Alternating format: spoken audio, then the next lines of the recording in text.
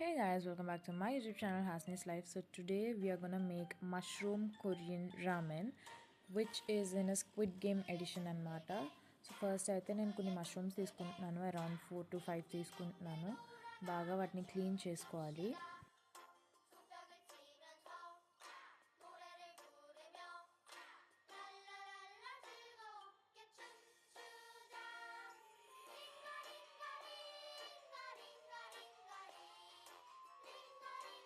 So cutting అయిపోయాక మనం stove మీద బౌల్ పెట్టేసుకుందాము. నా దగ్గర 2 ఫ్లేవర్స్ ఉన్నాయి.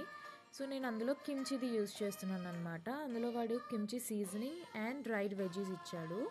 సో మనం ఈ గ్యాప్లో మనం నూడిల్స్ని బాయిల్ చేసేసుకుందాము.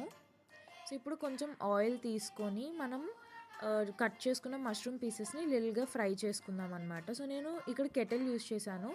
లేదు నాకు అలా వద్దు, నేను డైరెక్ట్గానే బాయిల్ చేసుకుంటానంటే you can go with it, no problem.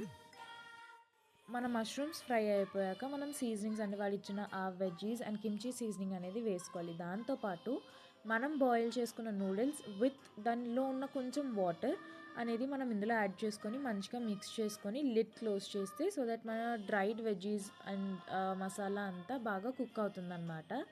And finally మన రామెన్ ఈజ్ రెడీ.